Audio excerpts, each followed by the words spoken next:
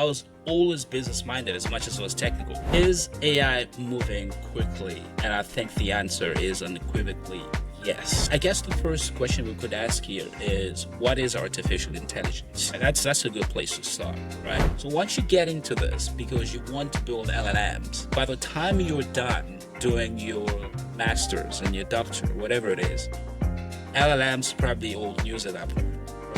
Just being intrinsically true to yourself and what makes you tick, right? So what really makes you tick? And then once you're intrinsically true to yourself, I think the rest kind of just, falls into place. The answer is, should you go to school? Absolutely, right? Should you do software engineering? Yes, why not? And I think after you've gotten all that, you come into the industry, or, you start writing or you start programming, one of the things that you want to be able to do is... In today's episode, I'm joined by Deo Mujinga. Deo is a solutions engineer and AI specialist focused on agentic AI. He helps organizations take AI ideas and turn them into real systems that actually work in the real world.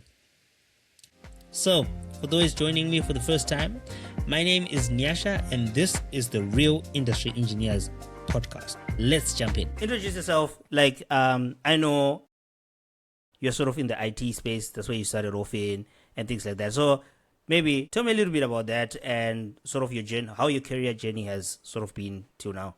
Yeah. So quick background here. Again, Deo Mujinga is a name, from South Africa initially, or at least I did my studies over there. Yep. What I studied, I studied several things. I did a few things. Yep. The first thing, at least the first degree that I got, was in information technology. Yep. So I went to school, I did IT, and then after I completed that, When was that? When was that? Yeah. This was in 2011. 2010. 2010. That's when you started. 2010. That's when I started. And then I completed that, and then after that, I did I thought, hey, look, because I worked for a little bit, right?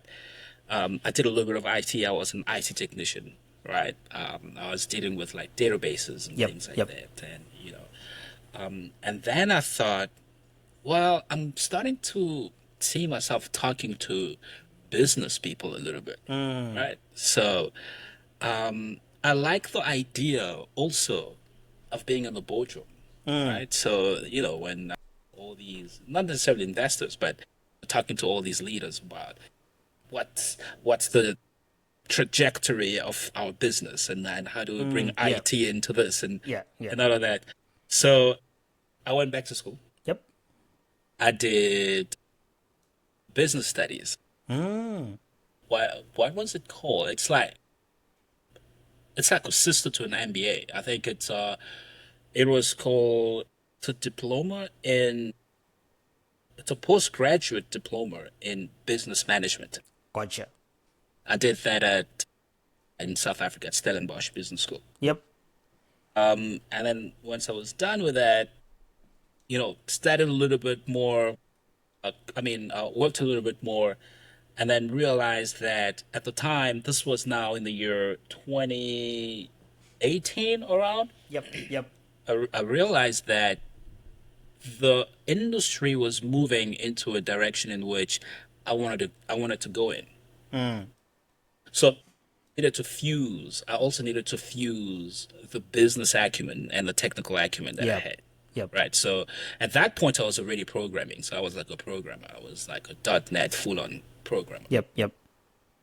But I had done this business studies, and then I figured, hey, I'm not going to put it to waste. So I need to bring the two together. Yeah. Where is that place and that joint place where I can kind of bring business studies and the technical acumen together? And the first place that I thought of that, where to kind of delve in, was data sciences. Oh, yep.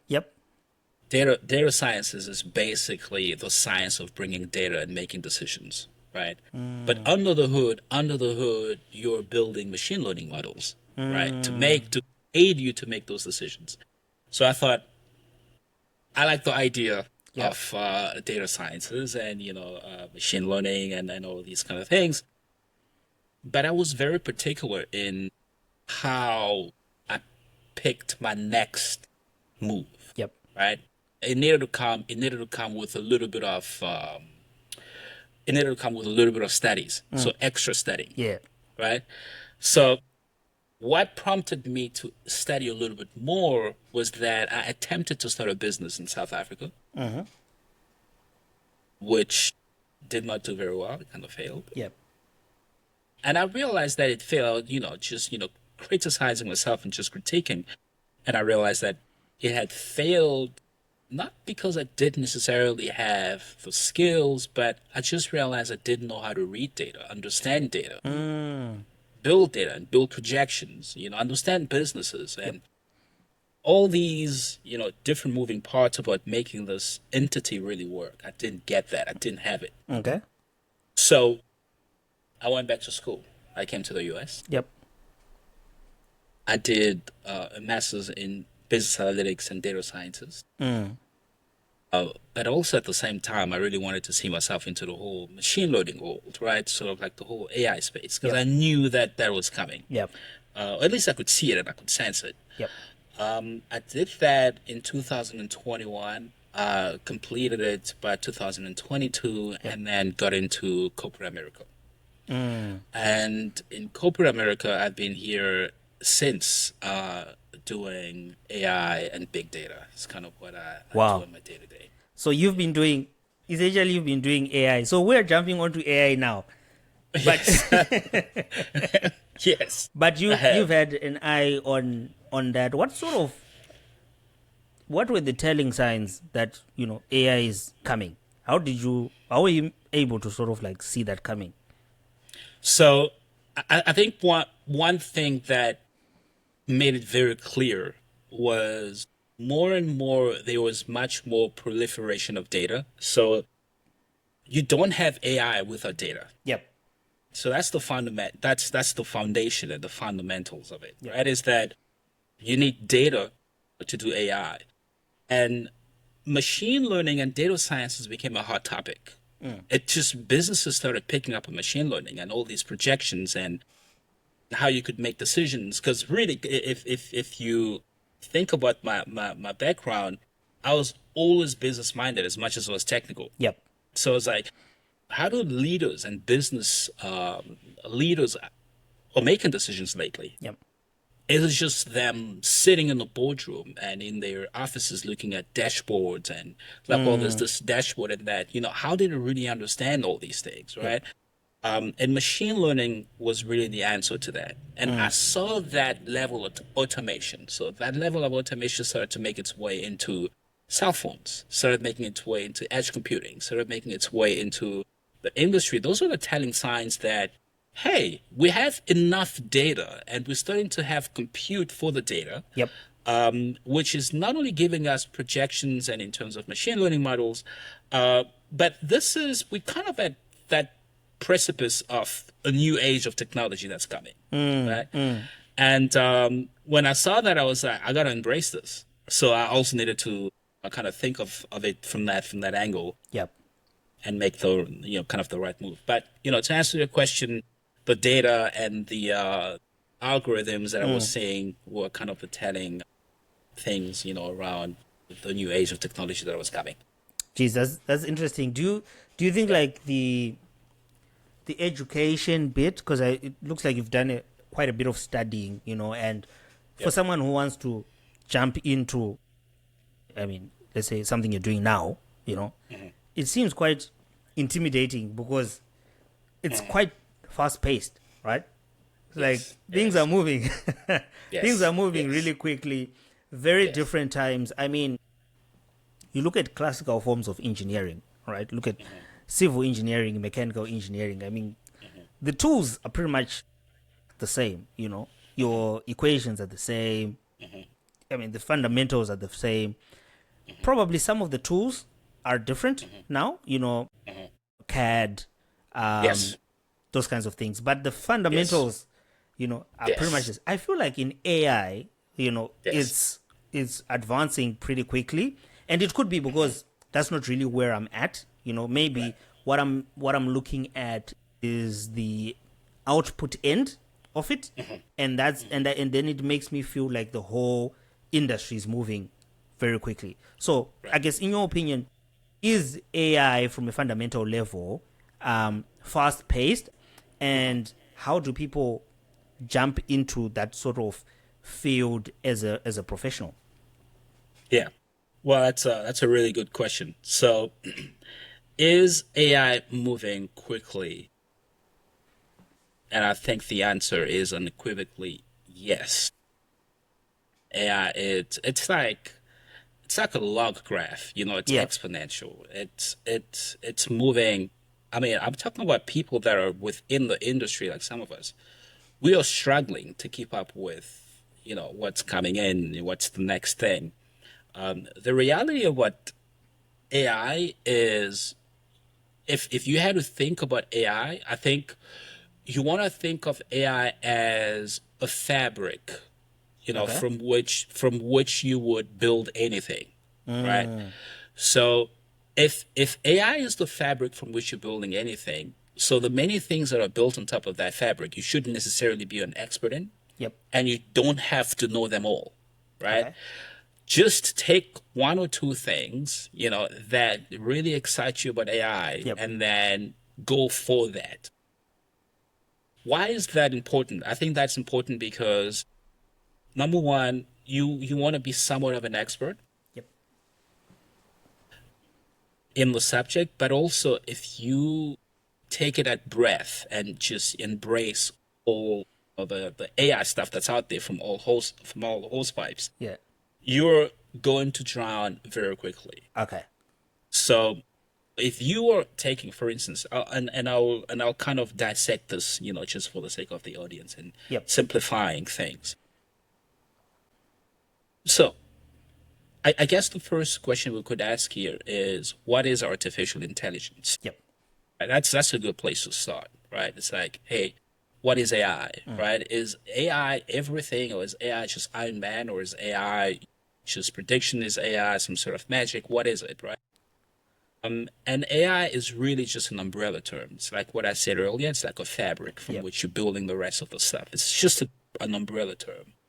And then within that umbrella or under that umbrella, you've got other pillars, right, to what AI is, Yep. right? And one of them, which we talked about earlier, is you've got data sciences, Yep. for instance. Data sciences is kind of a field of AI that uses machine learning. Yep. So machine learning is AI, but you've also got deep learning, Yep. Yep. right? Deep learning is also a different field of AI. So it from a machine learning and ML perspective, you've got supervised and supervised learning, which is the classical stuff that are still useful to this day, Okay. right? Not everything is ChatGPT, Yep. right? Yep. So that are still useful to this day. And then you have some deep learning stuff, which is also a different sphere of AI. And then you can move from different kind of data, right? So what I've talked about now is really use cases that's looking at tabular data and more structured data. And you can move from that into unstructured data, Yep. Yep. right? Where you start dealing with like images and you start dealing with videos, right? And those are different kind of models too. It's still within a deep learning space, but different kind of models too. So you've got different use cases at which you can go at, right? And really what tickles your fancy is kind of where you want to be at. It's like you want to be the expert in that. Yep. There is nothing wrong with wanting to be an LLM expert and really just building LLM models. But then again, that's in the tech space, right? Yep. So once you start going into sort of like natural language processing, you build those models and then you start building LLM models on top of that, and then you become the LLM guy, Yep. right? Yep. But the reality of that, we wouldn't necessarily come to you for data science use cases, Yep. right? But data sciences is still a field within AI. It's not outside of the membrane of AI. So I think it's firstly, let's define what AI is. Yep. AI is vast. Yep. It's like a guy. I did IT at first, Yeah. right? Yeah. Yeah. And what's funny is I remember this vividly is if you go to a person and you say, well, I'm in IT, Yep. they think you can do everything. Yep. Yep. Right. They think you can do databases, you're going to fix their internet connections, Yep. you're going to put together their computers, you're going to build websites, you're going to do market. They think you just Yep. everything. You're the IT right? guy. You're the IT guy. Yep. You're the IT guy. Yep. And it's worth educating that even within IT, you've got database administrators. They're not going to come and fix your router or they're Yeah. not going to come and do cabling and put your fiber optics Yep. cables outside your home. Yep. But all of that is under the umbrella of IT. So, the same as with AI is that you first want to get to the fundamental definitions of what it is. Yep. Find a niche within AI that you really pivot towards. Yep.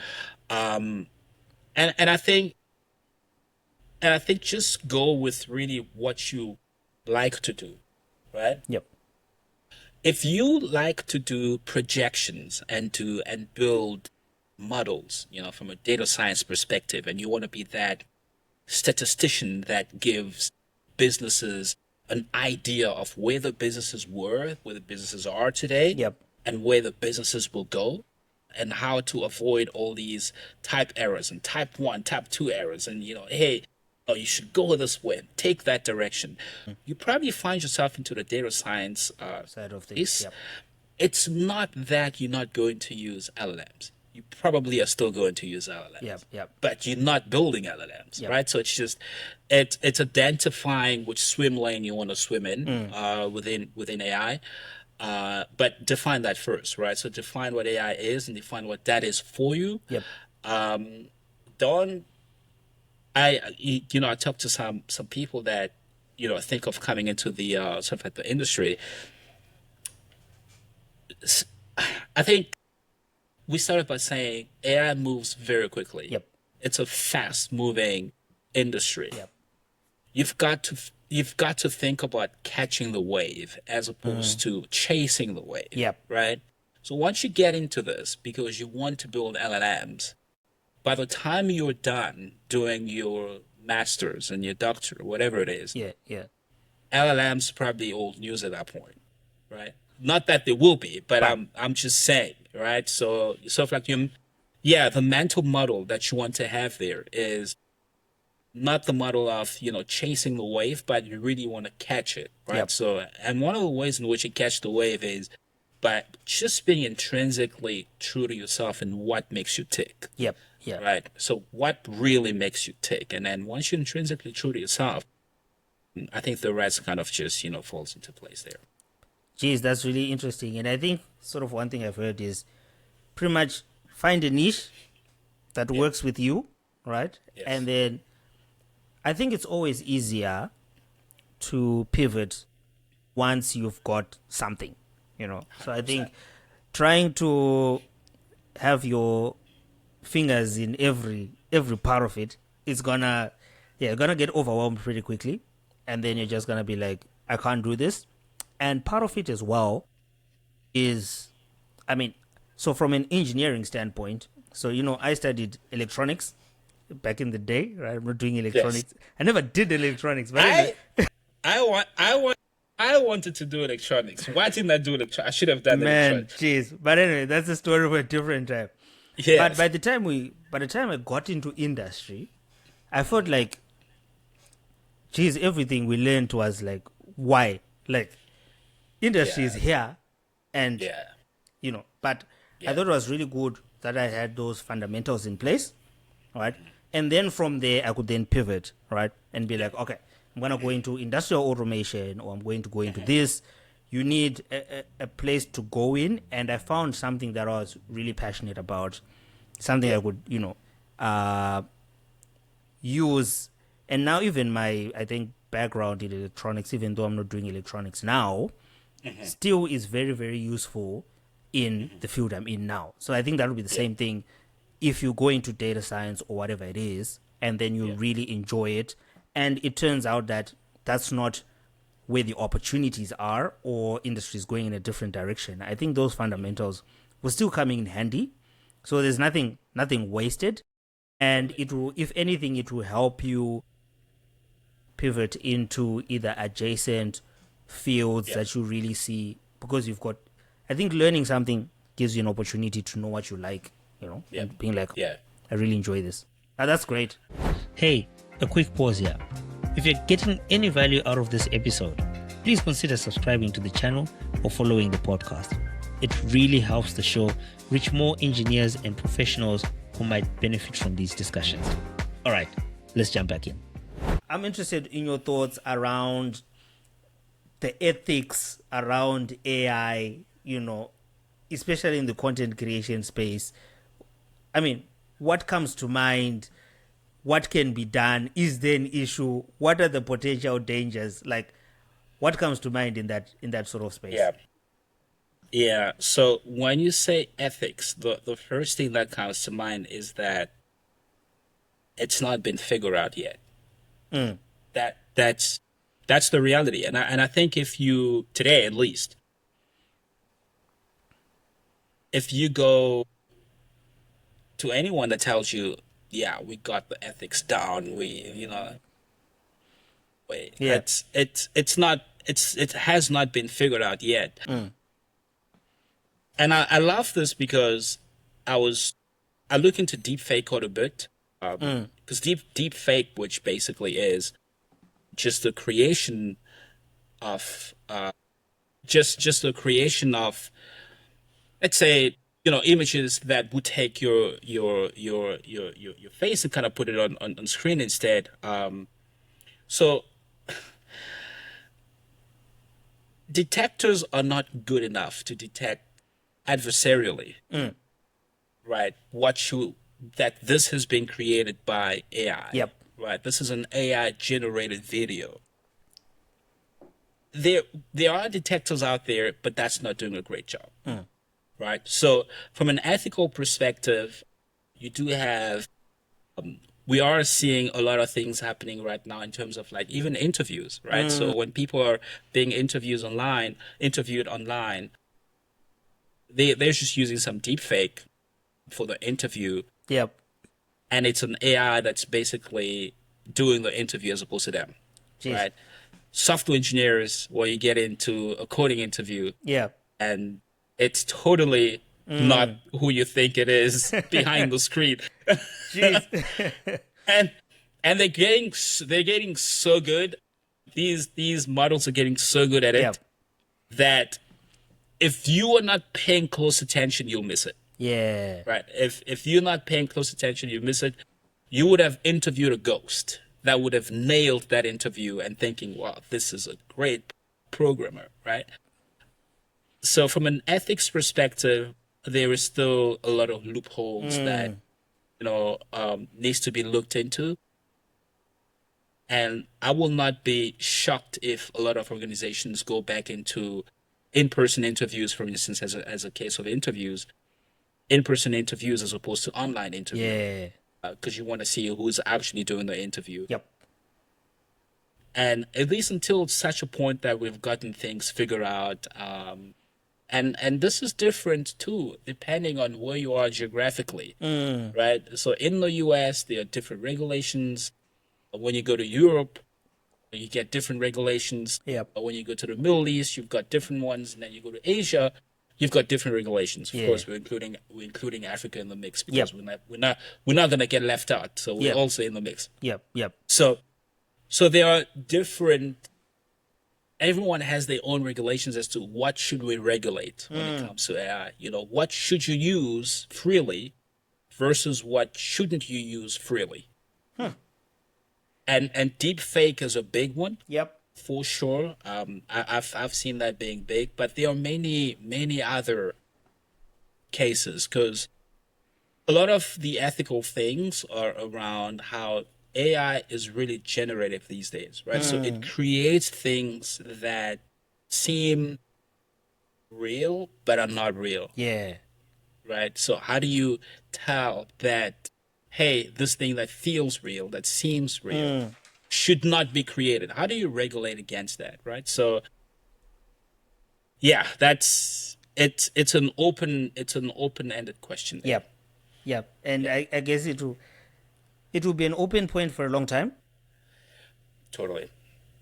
because, unfortunately, as the human race, there's a section that has already been doing the wrong thing, and now they just have tools to do it better, right? So 100%.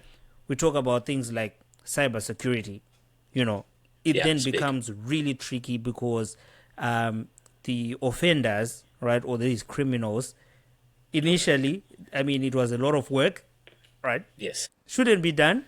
Motives are bad, and they're still Yes. bad, but now there are all these tools now that make things faster. If they could only send 100 emails through automation, they can send 1,000 emails a day, Yeah. tailored specific to your situation, phishing emails. Yeah. It's crazy.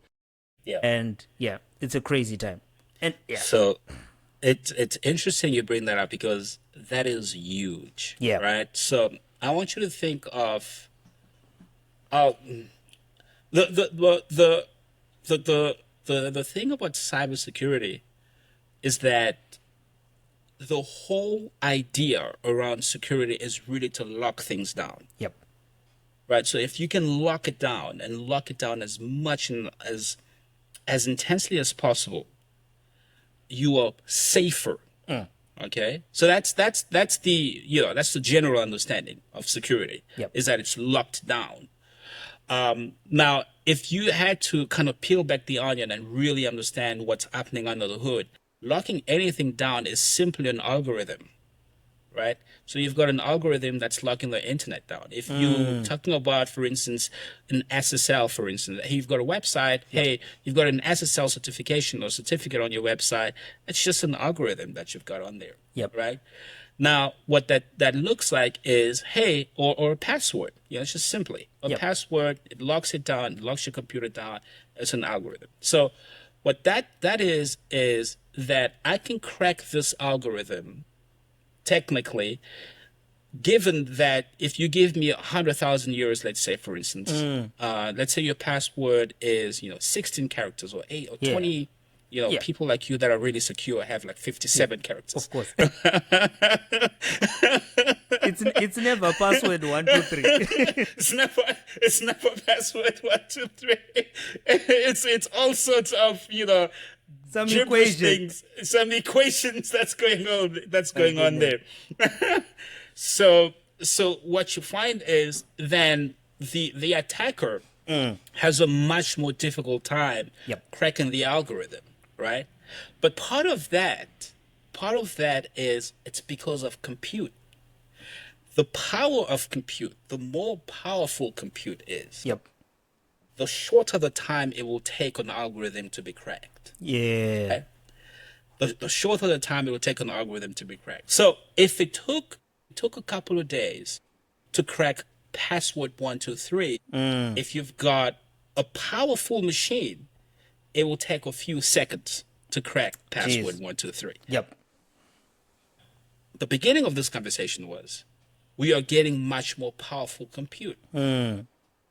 So if we're getting much more powerful compute and we're also getting much more powerful algorithms to break other algorithms, Yep. bring the two together and marry them, and you see, how big a problem this is when it comes to ethical conversations in cybersecurity. That's crazy. That's crazy. I was in a webinar the other day, and they were talking around this whole issue, and part of the discussion was that the human factors in cybersecurity are the real threat. I mean, there's the technological factors, like what you're talking about, where the technology is not strong enough to bar out intruders anymore. Right. I mean, that's one issue. But then the other thing is people opening the door without realizing that they're opening the door to the wrong thing. Yeah. And the human component now, with AI being so good, I mean, you can get, like here in Australia, and I'm sure it's happening all over the world, but you can get, say, a text message from your bank, and this is your bank. Like, this is my bank. Yes. but it's not your Yes. bank. You know what I mean? Yes. And the Yes. language the same, everything's the 100%. same, you know. And before you know it, you think, and it's gonna go to a point where you can call back and think you're talking to, you know, the right person, you know. 100%. But guess what? You're giving your details to the wrong person. They're walking you through. Click this, click that, you know. Yeah. And it's already Yeah. been happening before AI, right? Yeah. But now you don't need a person at the other end. You just need Yeah. someone who sounds like they know what they're talking about. Yeah. Yeah.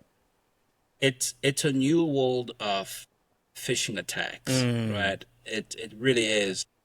But I also want us to highlight the vulnerable groups to Yeah. this, because we can still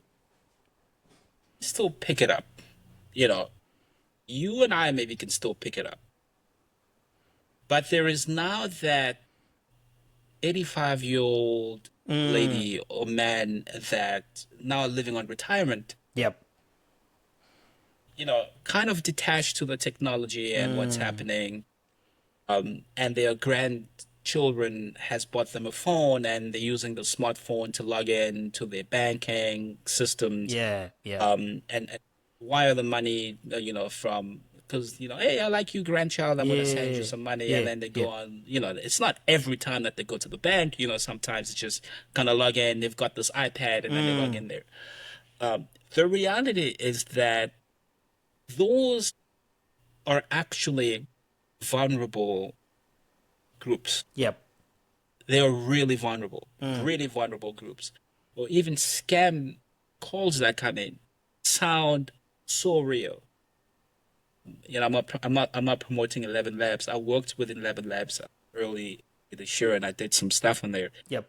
Their AI voices are so crisp that crazy. if you get a call, Yeah. you might not, and you don't pay attention, you might not realize that you're talking to sort of like an AI generated voice. Yep.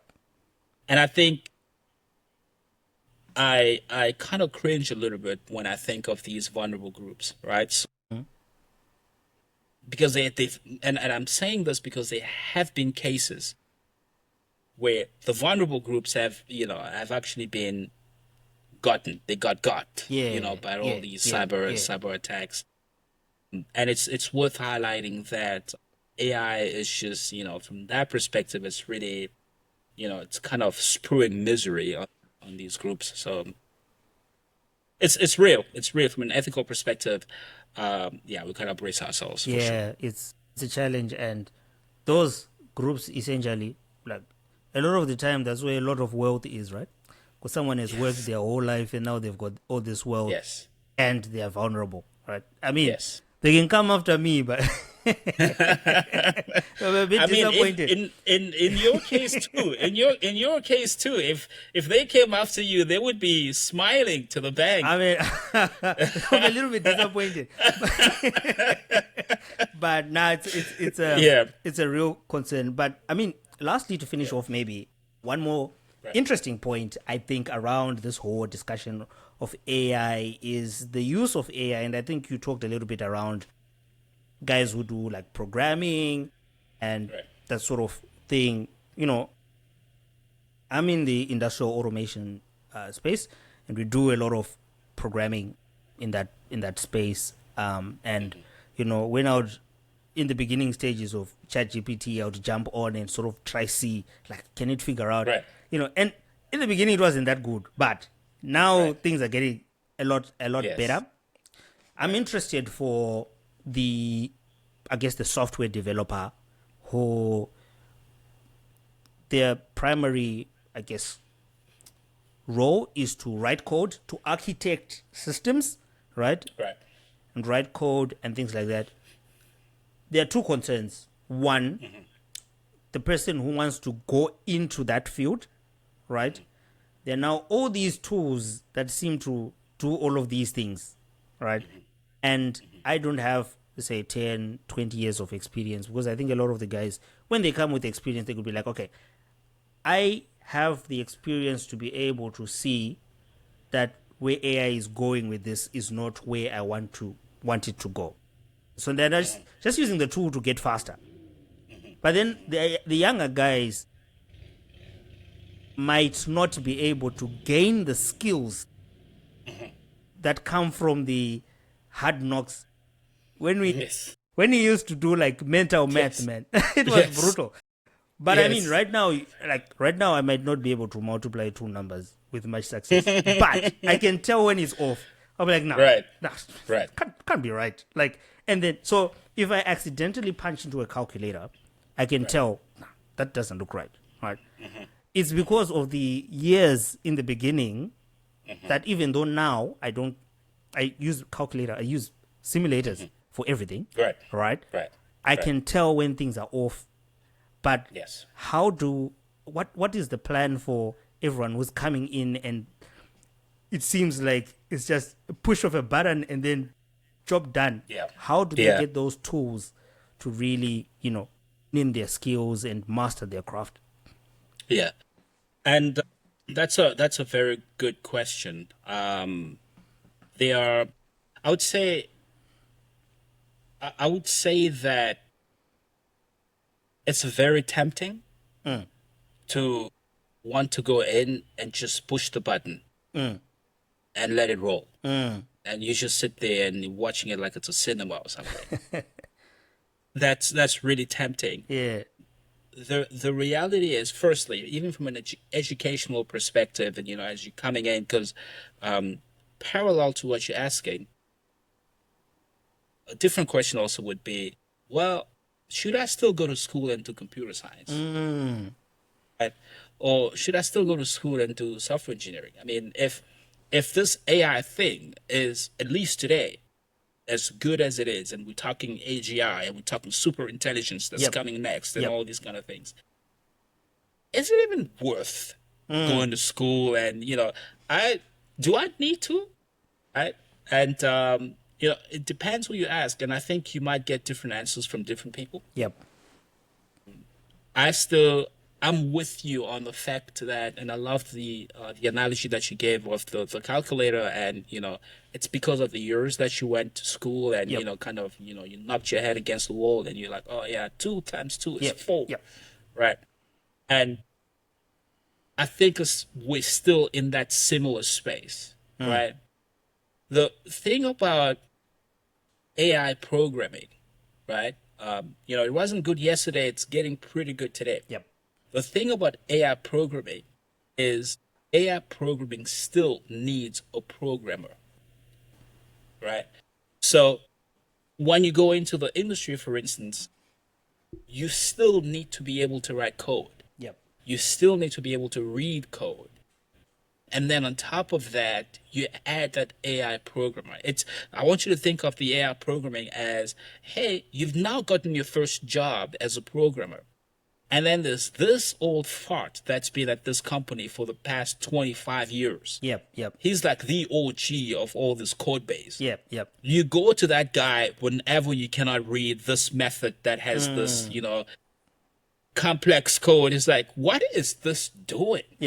And that guy is the new AI kind of thing, right? So it's like, it's pair programming, but you still got to know how to use it. So the answer is, should you go to school? Absolutely, right?